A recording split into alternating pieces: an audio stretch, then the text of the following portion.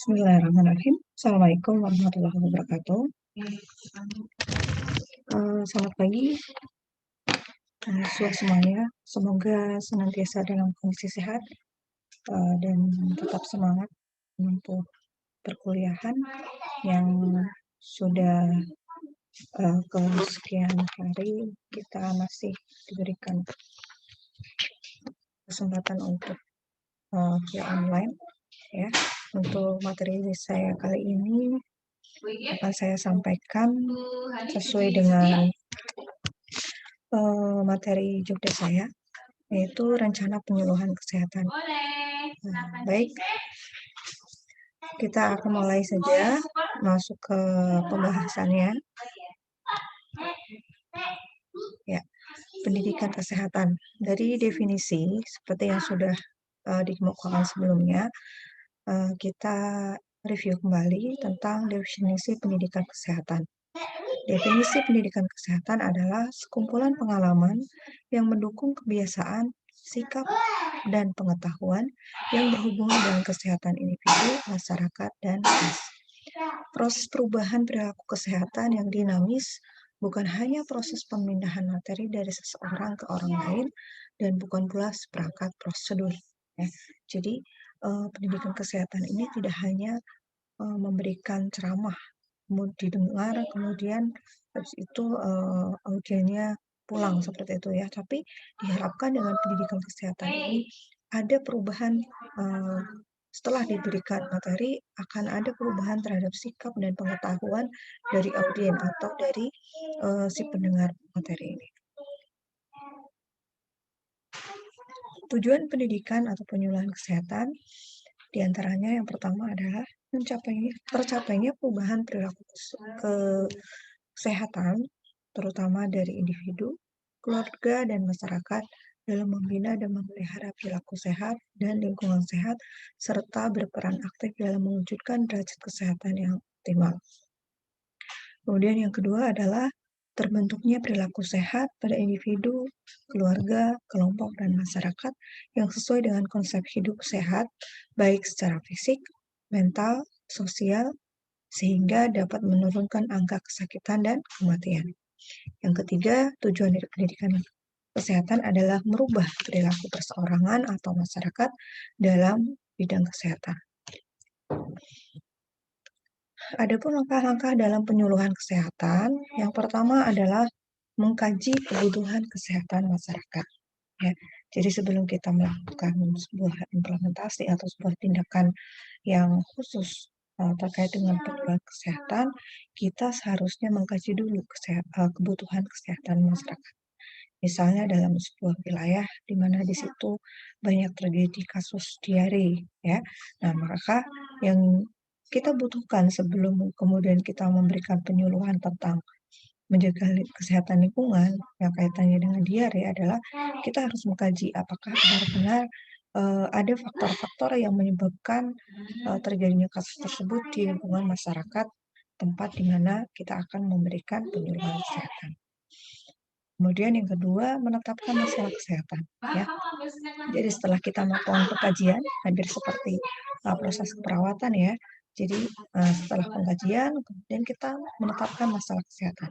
Mana masalah yang memang mendapatkan prioritas utama untuk segera kita atasi, mana yang kemudian bisa kita dahulukan atau kita lewati dulu seperti itu. Kemudian yang ketiga, memprioritaskan masalah yang terlebih dahulu ditangani melalui penyuluhan kesehatan. Yang keempat, menyusun rencana penyuluhan. Yang kelima, pelaksanaan penyuluhan. Yang keenam, menilai hasil penyuluhan. Dan yang ketujuh adalah tindak lanjut dari penyuluhan. Jadi harus selalu ada follow up ya setelah kita melakukan tindakan penyuluhan. Berikut ini langkah-langkah dalam penyuluhan kesehatan. Yang pertama, yang tadi ya, ini sekilas saja, menetapkan tujuan, menetapkan sasaran, menyusun materi, memilih metode, ya, menentukan media, dan menyusun rencana aksi. Nanti kita akan bahas satu persatu. Yang pertama, menetapkan tujuan penyuluhan. Tujuan belajar dinyatakan di dalam perilaku atau penampilan yang dikehendaki oleh klien. Misalnya dengan kalimat mampu memahami, menjelaskan, atau mendemonstrasikan. Jadi kalau misalnya kita memberikan penyuluhan, apa sih harapan kita setelah kita melakukan penyuluhan? Apakah cuma sampai paham saja atau audien kita itu benar-benar bisa langsung bisa mempraktekkan ya, seperti yang kita contohkan. Yang kedua, tujuan belajar dapat diobservasi dan diaktifasinya dapat diukur. Ya, klien dapat menyebutkan minimal 3 fungsi. Misalnya, ketika kita memberikan penyuluhan tentang aksi, ya, kita bisa menetapkan tujuan. Ya, dari 5 misalnya, audien bisa menyebutkan 3 fungsi dari aksi. Kemudian ketiga adalah tujuan harus terkandung kondisi yang diinginkan untuk mengklarifikasi di mana, kapan, atau bagaimana perilaku ditampilkan. Contoh dari tujuan ini adalah misalnya klien dapat berjalan dari ujung tempat tidur ke ujung lainnya tanpa menggunakan tongkat pembantu. Ya. Selanjutnya, yang keempat adalah tujuan harus tercakup kriteria waktu yang spesifik. Contoh, klien dapat mendemonstrasikan injeksi insulin setelah diberi penyuluhan selama 1 kali 45 menit. Ya. Nah, kalau yang 4 ini sudah sangat jelas ya. Jadi setelah berapa kali demonstrasi, si audien ini bisa bisa mempraktekkan bagaimana caranya melakukan sebuah tindakan. Berikutnya menetapkan tujuan penyuluhan. Nah, tujuan belajar dinyatakan dalam perilaku penampilan. Berikutnya tujuan pembelajaran. Bentuk perilaku yang diharapkan dalam pembuatan tujuan menurut P.S. Bloom yaitu ada 3 domain. Yang pertama adalah domain kognitif, yang kedua adalah domain afektif, dan yang ketiga adalah domain psikomotorik. Ya, jadi dalam perubahan sikap itu tercakup ada perubahan secara pemikiran, secara perilaku, dan secara jiwaan, dan juga motorik. Nah, kita akan lihat contoh dari domain kognitif ya. Domain kognitif ini biasa kita kenal ya. Mungkin di pertemuan sebelumnya juga sudah kita bahas tentang bagaimana C1 itu now ya, ingat kembali. Ya, misalnya dengan kalimat menyebutkan, menguraikan, mendefinisikan, menyatakan. Kemudian yang kedua, memahami atau comprehension. Ya, kemampuan menjelaskan tentang objek yang diketahui. Jadi mampu menjelaskan kembali, menyimpulkan, meramalkan, dan sebagainya. Kemudian C3 adalah aplikasi, yaitu kemampuan untuk menggunakan materi yang telah dipelajari pada kondisi real atau kondisi nyata. Contoh dapat menggunakan rumus statistik, dapat menggunakan perhitungan, dapat menggunakan prinsip pemecahan masalah, dan sebagainya. Kemudian C4 yaitu analisis, yaitu kemampuan untuk menjabarkan objek atau materi. C5 adalah sintesis, ya. Ini kemampuannya sudah semakin tinggi, yaitu kemampuan untuk menyusun suatu formulasi. Nah, kalau sudah bisa menyusun, otomatis ini sudah seseorang ini atau audien ini kita sudah bisa melewati C1, C2, 3, dan 4. Yang terakhir adalah C6 atau kemampuan untuk mengevaluasi, yaitu kemampuan untuk melakukan penilaian terhadap suatu objek. Ya ini penilaian yang paling tinggi, yaitu bisa menyusun, merencanakan, dan meringkas.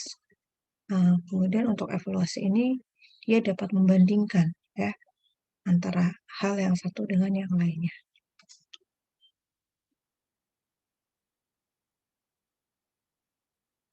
Ya. Berikutnya untuk domain afektif. Nah, untuk domain afektif ini didasari dari sebuah kepercayaan, ide, konsep terhadap suatu objek. Kemudian ada emosional atau evaluasi terhadap tren, kemudian terkait juga dengan belief ya, behavior dan juga tren yang terjadi. Untuk memahami domain afektif ini, kita perlu memahami bagaimana seseorang itu melakukan perubahan dalam tingkah lakunya. Biasanya dimulai dari adanya stimulus, kemudian dari stimulus tersebut terjadi proses stimulus ya. Nah, dari sini akan muncul sikap ya, afektif itu sikap ya. Nah, kemudian reaksi. Nah, reaksinya adalah berupa tingkah laku ya.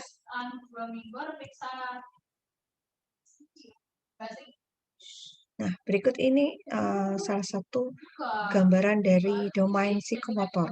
Ya, psikomotor itu berarti sudah ada pergerakan atau ada tingkah laku yang sudah dijalankan. Misalnya, respon terpimpin. Guide respon. P2 dapat melakukan sesuai dengan urutan yang benar dan sesuai. Nah, ini yang paling bagus. Kemudian, ini P2 ya. Sesuai guide ya. Bisa melakukan kalau dibimbing. Kemudian P3 itu mekanisme subjek sudah dapat melakukan secara otomatis atau sesuatu itu sudah menjadi kebiasaan. Ya, jadi kalau dikatakan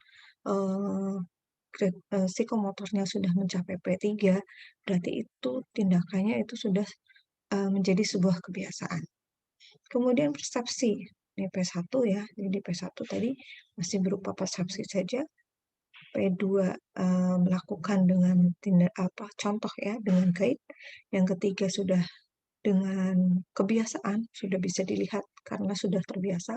Dan yang keempat ada adopsi atau merupakan sebuah praktik yang sudah berkembang dengan baik. Nah, berikut ini daftar kata kerja terpilih untuk tujuan belajar. Ya, kita bisa melihat kita bisa menggunakan kalimat-kalimat ini untuk mengukur kognitif, kemudian afektif, psikomotor.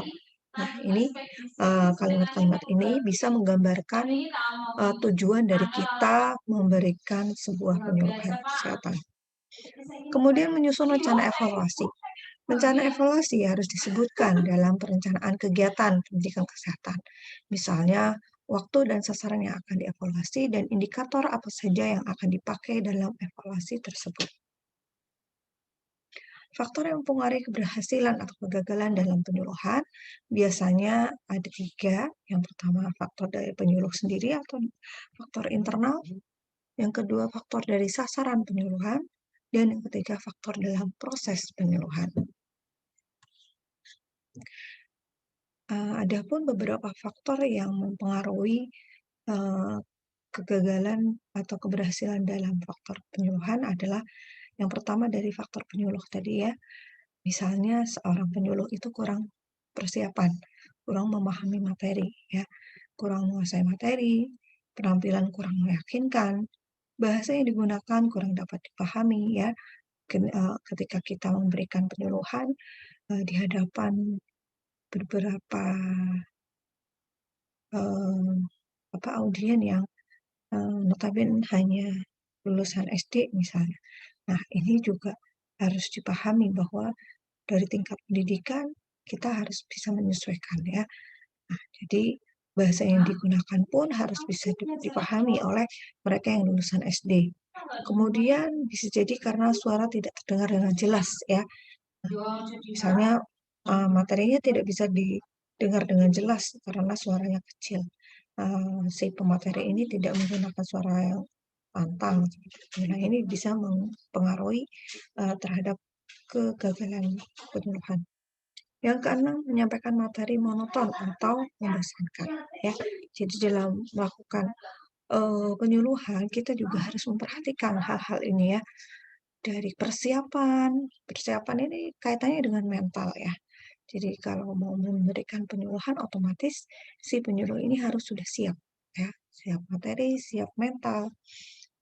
Kemudian tadi teknis-teknis yang terkait dengan penampilan, kemudian bahasa, ya, suara, dan dalam menyampaikan materi itu hendaknya bervariasi gitu ya, bervariatif. Tidak hanya misalnya membaca, melihat, mungkin sesekali bisa menampilkan video dan sebagainya. Kemudian faktor yang kedua adalah dari sasaran, yaitu dari audien. Biasanya yang muncul dari kendala yang dari audien itu adalah sulit mencerna pesan atau pendidik.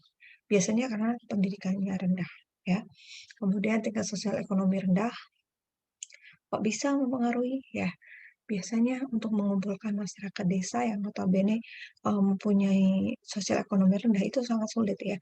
Mereka harus lebih mementingkan untuk mencari uang dibanding untuk mendapatkan penyuluhan. Nah, ini seringkali terjadi ya. Ini menjadi sebuah fenomena yang sampai sekarang pun masih ada ya. Karena tadi uh, biasanya dari sisi pendidikan mereka menganggap buat apa penyuluhan dan sebagainya. Karena mungkin tidak langsung mereka mendapatkan keuntungan dari hal itu. Apalagi ditambah dengan sosial ekonomi yang rendah ya. Mereka akan lebih respect ketika diberikan bantuan dibanding hanya diberikan dengan penyuluhan seperti itu. Makanya dalam pemberian penyuluhan ini biasanya harus diselingi misalnya reward dan sebagainya. Itu sebagai salah satu mekanisme ya, salah satu kompensasi dari kehadiran mereka untuk hadir di penyuluhan. Kemudian yang ketiga adalah adat dan kepercayaan yang sulit dirubah. Ya, ini juga sangat mempengaruhi ya. Misalnya ketika kita memberikan penyuluhan tentang pentingnya menjaga kesehatan lingkungan dengan membuat apa MCK pribadi masing-masing ya. Kalau kepercayaan mereka tidak bisa diubah, ini juga sulit ya. Banyak contoh-contohnya ya. Kemudian kondisi lingkungan tempat tinggal yang tidak dapat diubah ya. Jadi misalnya penyuluhan tentang pembangunan MCK tadi ya.